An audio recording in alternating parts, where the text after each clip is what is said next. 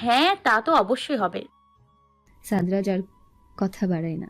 মেহুলের বাবার কথা জিজ্ঞেস করে, তার মার কথা জিজ্ঞেস করে, তার পড়াশোনার ব্যাপারে পরামর্শ দেয়। কথার ছলে তার কাছ থেকে তার বাড়ির ঠিকানা নেয়, তারপর জিজ্ঞেস করে, আপনার গান গাওয়া নিয়ে কি আপনার হাজবেন্ডের কোনো আপত্তি আছে? না। তাহলে আপনার প্রতিবেদন প্রকাশ হওয়ার পর আপনাকে প্রবলেম কেন ফেস করতে হয়েছে?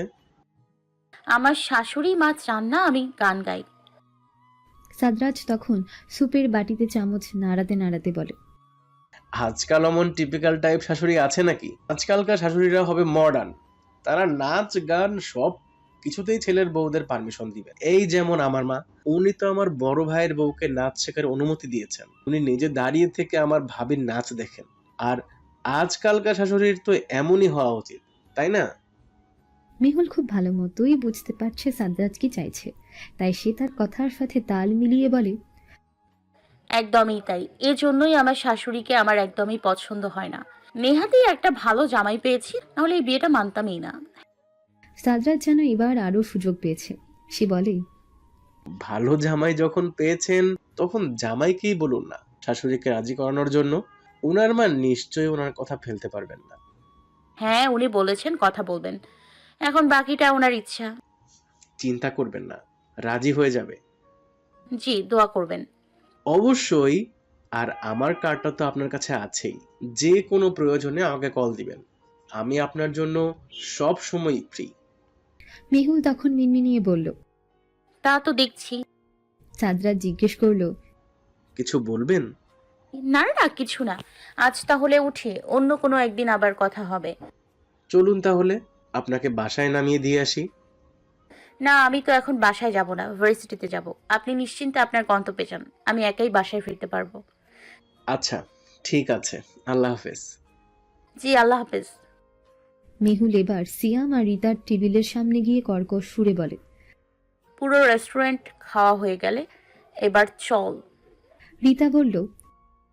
হ্যাঁ হ্যাঁ চল। রিকশায় উঠেই মেহুল প্রচন্ড রাগ দেখিয়ে বলল। তুই সিয়ামকে পছন্দ করিস, তাই না? রিতার লজ্জা পায় বোধ হয়, অন্যদিকে চেয়ে মাথা ঝাঁকায়, যার অর্থ হ্যাঁ।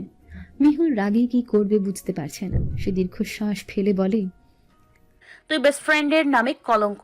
এছাড়া আর আমার কিচ্ছু বলার নেই। ভার্সিটি থেকে বের হতেই মেহুল পরিচিত গাড়ির সামনে পরিচিত মানুষকে দাঁড়িয়ে থাকতে দেখল।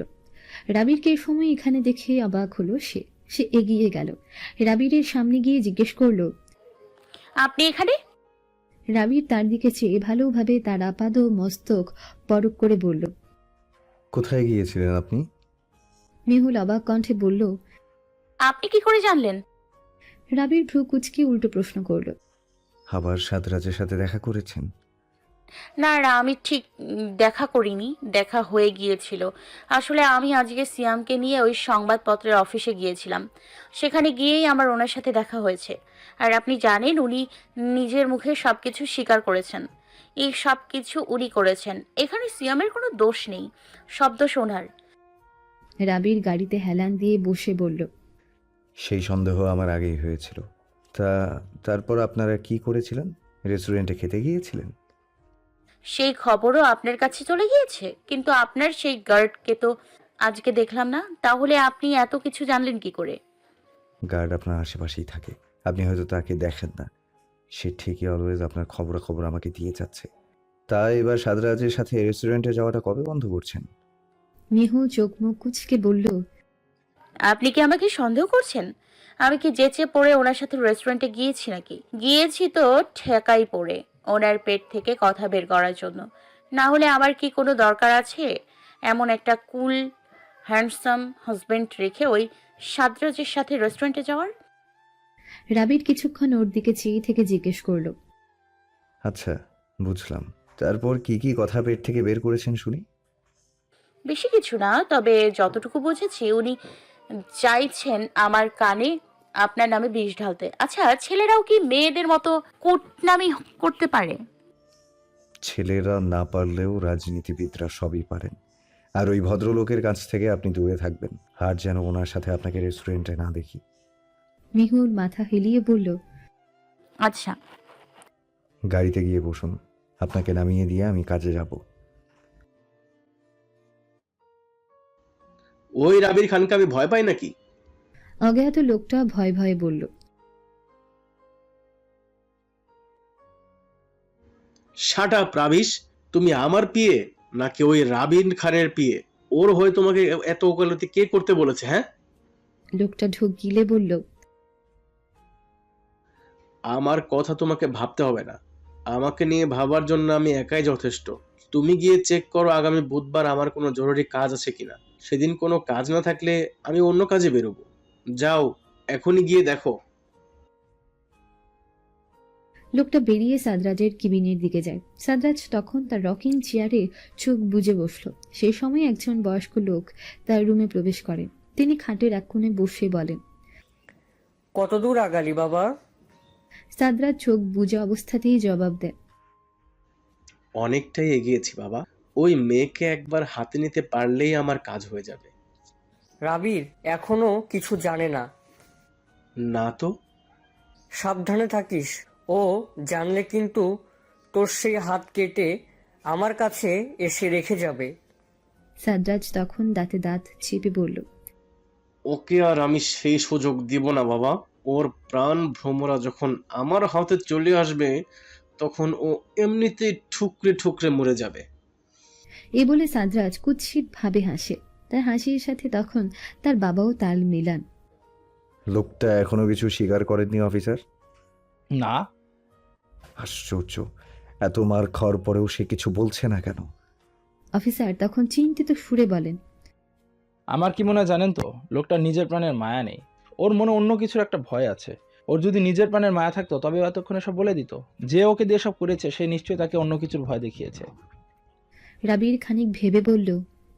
আমি একটু ওনার সাথে দেখা করতে চাই। আচ্ছা আপনি বসুন, আমি তাকে আনছি। অফিসার ভেতরে গিয়ে লোকটাকে নিয়ে এলেন। লোকটা ঠিক মতো দাঁড়াতেও পারছে না। শরীরে যে তার এটুকু শক্তি নেই সেটা তাকে দেখেই বোঝা যাচ্ছে। চোখ মুখ ভীষণ কালো হয়ে আছে। শরীরের বিভিন্ন জায়গায় ছোপ ছোপ দাগ। লোকটাকে রাবিরের সামনে বসানো হলো। সে চেয়ারে বসে ধুলছে। অফিসার তাকে ধমক দিয়ে বললেন। সোজা হয়ে বসো। লোকটা খুব কষ্টে সোজা হলো। রাবিরের দিকে চেয়ে সে কেঁদে বলতে লাগলো। আমি কিছু জানি না, বিশ্বাস করুন, আমি সত্যিই কিছু জানি না। রাবির ঠান্ডা গলায় বলল। আপনি সবকিছুই জানেন, ইচ্ছে করেই কিছু বলছেন না। আচ্ছা, আপনার বিয়ে হয়েছে? বউ বাচ্চা আছে? লোকটা হুট করে চেয়ার থেকে ধপ করে পড়ে নিচে বসে পড়ল। রাবিরের পা আঁকড়ে ধরে বলল। আমার বউ বাচ্চার কিছু করবেন না স্যার। যা শাস্তি দেওয়ার আমাকে দিন, ওদের কিছু করবেন না, ওরা নিষ্পাপ। রাবির যেন এবার কিছু আন্দাজ করতে পারে। সে লোকটাকে টেনে তুলে চেয়ারে বসায়। নরম সুরে বলে। আজ যদি আপনি মারা যান তাহলে আপনার বউ বাচ্চার কি হবে? কে দেখবে ওদের? আপনি ছাড়া ওদের দায়িত্ব কে নেবে? আর কেউ আছে আপনার পরিবারের? লোকটা মাথা নাড়িয়ে না বলল। রাবির অতঃপর বলল। তাহলে তো ওই মানুষগুলোর জন্য আপনার বেঁচে থাকাটা খুব প্রয়োজন। আর আপনার কি মনে হয় আপনি এভাবে মিথ্যে বলে বেঁচে যেতে পারবেন? কখনোই না।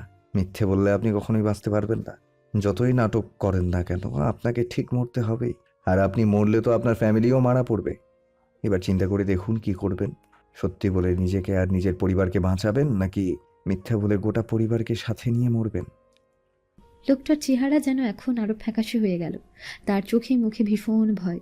গলা কাঁপছে। চোখের পাতা মিটমিট করছে। লোকটা কাঁপা স্বরে বলল। আমি কিছু জানি না, আমার বউ বাচ্চাকে আপনারা ছেড়ে দিন। আপনার বউ বাচ্চার কিচ্ছু হয়নি, ওরা সুরক্ষিত। আপনি কেবল আমাদের কথার সঠিক জবাব দিন, তাহলেই হবে। না না, তাহলে ওরা আমার বউ বাচ্চাকে মেরে ফেলবে। আমি সত্যি কিছু জানি না। রাবির ভ্রুকুচকে জিজ্ঞেস করল। কারা আপনার বউ বাচ্চাকে মেরে ফেলবে? লোকটার হুঁশ আসে। সে বিব্রত সুরে বলে। জানি না, আমি কিচ্ছু জানি না। রাবির কতক্ষণ চুপ করে বসে থাকে। লোকটা যেন বিড়বিড় করে কি বলছে। ভয়ে কাঁপছে সে। সবকিছু একটু স্বাভাবিক হওয়ার পর রাবির বলল। দেখুন, সাদরাত চাইলেও আপনার বউ বাচ্চার কোনো ক্ষতি করতে পারবে না। ওদেরকে আলাদাভাবে সুরক্ষা দেয়া হবে। আমি প্রয়োজনে পুলিশ পাঠাবো ওদের জন্য। ওদের আমি কিচ্ছু হতে দেবো না, আমি প্রমিস করছি। আপনি শুধু আমাকে সত্যিটা বলুন প্লিজ। সত্যিটা জানা আমার জন্য খুব জরুরি। লোকটা কিছুই বুঝলো না। সে আগের মতো করেই বলতে আরম্ভ করলো। না না, ওরা আমার বাচ্চারা মেরে ফেলবে। আমি কিছু জানি না, সত্যিই কিছু জানি না, কিচ্ছু না। রাবির খুব চেষ্টার পর অবশেষে দীর্ঘশ্বাস ফেলে বলল, এভাবে হবে না, অন্য ব্যবস্থা করতে হবে। বুধবারের সকাল। দেখুন তো ওদের আপনি চিনেন কিনা। রাবিরের ফোনের ছবিটা দেখে লোকটা ভয়ে আটকে উঠল। অসহায় সুরে বলল, ওদের দয়া করে কিছু করবেন না স্যার, ওরা কিছু জানে না, ওরা নির্দোষ। রাবির ফোনটা পকেটে রেখে বলে, ওরা যে নির্দোষ সেটা আমিও জানি, কিন্তু যেহেতু আপনি অন্যায় করেছেন সেহেতু এখন আপনাকেই সেই অন্যায়ের জন্য প্রায়শ্চিত্ত করতে হবে। এখন বলুন কিভাবে প্রায়শ্চিত্ত করবেন? সত্যি কথাটা বলবেন নাকি আপনার স্ত্রী আর সন্তানকে কষ্ট পেতে দেখবেন? লোকটা দুর্বল, কিছু বলতেও আজকাল কষ্ট হয় তার। চোখ মেলে তাকাতেও কষ্ট হয়। তাও নিজের জীবনের চেয়ে সে তার পরিবারকে ভালোবাসে, তার স্ত্রীকে, সন্তানকে ভালোবাসে। সে কেঁদে ফেলল, কাঁদতে কাঁদতে বলল, আমি এখন কি করব? সত্য বললে ও আমার স্ত্রী আর সন্তানদের বিপদ, আর মিথ্যে বললেও আমার স্ত্রী আর সন্তানের বিপদ। প্লিজ ওদের ছেড়ে আপনারা আমাকে মেরে ফেলুন, আমি মরে গেলেই সব ঝামেলা শেষ হয়ে যাবে। রাবি রেগে টেবিলের উপর একটা বাড়ি মেরে বলল, সেটা আপনাকে বলতে হবে না। আপনাকে মারার প্রয়োজন বোধ করলে তাই করব। আপনার অনুমতি নিয়ে কিছু করা হবে না। তবে এখন সত্যি না বললে আমি বাধ্য হব আপনার বউ বাচ্চাকে কষ্ট দিতে। আর যদি সত্যি বলে দেন তবে আমি নিজে আপনার শাস্তি মওকুফের ব্যবস্থা করব। তাই দয়া করে এবার সত্যিটা বলুন, কে এসব করেছে? কার কথায় আপনি এসব করেছেন? লোকটা এখনো কাঁদছে। সে বলে, সত্যি বলে সাড়া পেলে ওই লোকগুলো তো আর আমাদের ছাড়বে না। কোন লোকগুলো? লোকটা ভয়ে ভয়ে রাবিরের মুখের দিকে তাকায়। সে কিছু বলতে গিয়েও বলতে পারছে না। রাবির তাকে আশ্বস্ত করে বলল, আপনার আর আপনার পরিবারের সুরক্ষা আমি দিব। আপনারা আমার হেফাজতে থাকবেন। তাও দয়া করে সত্যিটা বলুন। লোকটা হাঁপাতে হাঁপাতে বলে, আমাকে আগে এক গ্লাস পানি দিন প্লিজ। রাবির এক গ্লাস পানি তার দিকে এগিয়ে দিল। লোকটা ঢকঢক করে সম্পূর্ণ পানি খেয়ে নিজেকে ধাতস্থ করলো। অতঃপর ভীত সুরে বলল, এই সব কিছু আমি সাতরাজ আহমেদের কথাই করছি। উনি আমাকে ভয় দেখিয়ে এসব করিয়েছেন। আমি কখনোই এমন কিছুই করতাম না, কিন্তু উনি বলেছেন আমি যদি ওনার কথায় রাজি না হই তবে উনি আমার স্ত্রী আর সন্তানকে মেরে ফেলবেন, আর আমি সেই ভয়েই এসব করেছি। আমাকে ক্ষমা করে দিন স্যার, আমার ভুল হয়ে গেছে। রাবির দীর্ঘশ্বাস ফেলে। অফিসারের দিকে চেয়ে বলে, আর কোনো প্রমাণ লাগবে অফিসার? আশা করছি এবার আপনারা ওনার বিরুদ্ধে সঠিক স্টেপ নিতে পারবেন। অফিসার বললেন, হ্যাঁ, তা এবার নিতেই হবে। উনি কেবল রাজনৈতিক শত্রুতার জোরে এতগুলো মানুষের ক্ষতি করতে পারেন না। আমি ওনাকে অ্যারেস্ট করব। তার আগে এসব কিছুর একটা লিখিত জবানবন্দি নিতে হবে। যা করার তাড়াতাড়ি করুন। স্যার, আমার বউ বাচ্চার কোনো ক্ষতি হবে না তো? রাবির লোকটার কাঁধে হাত রেখে বলল, আপনি নিশ্চিন্তে থাকুন, ওরা এই কয়দিন আমার হেফাজতেই থাকবে। আর সেখানে ওদের কোনো ভয় নেই। যেহেতু আপনিও অন্যায় করেছেন সেহেতু কোর্টে তো আপনাকেও যেতে হবে। তবে আমি চেষ্টা করব আপনার শাস্তি মওকুফ করানোর জন্য। আর হ্যাঁ, কোর্টে গিয়েও কিন্তু আপনি সব সত্য কথাই বলবেন, না হলে শাস্তি কিন্তু আপনাকেই পেতে হবে। বুঝতে পেরেছেন? আচ্ছা স্যার। আর অফিসার, আমি সাদরাজ আহমেদের নামে এখনই মামলা দায়ের করব। আপনি সেই ব্যবস্থা করুন। পরপর দুবার কলিং বেলের শব্দে মেহুল বিরক্ত হয়ে তার রুম থেকে বের হয়। মা কোথায়, দরজা কেন খুলছে না?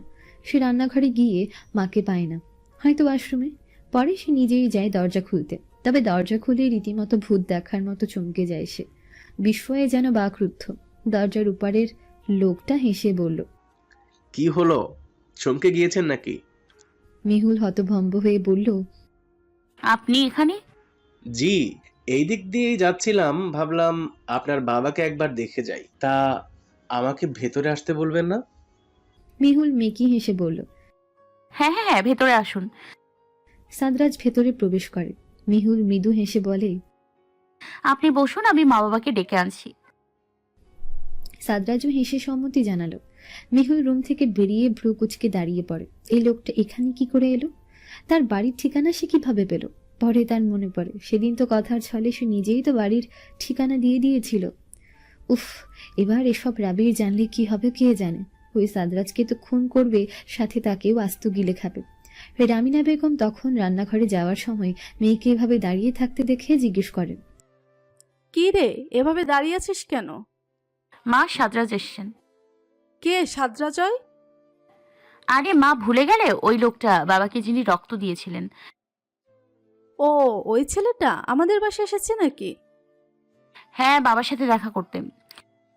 ভালো তো, কিন্তু ও আমাদের বাসার ঠিকানা কোথায় পেয়েছে?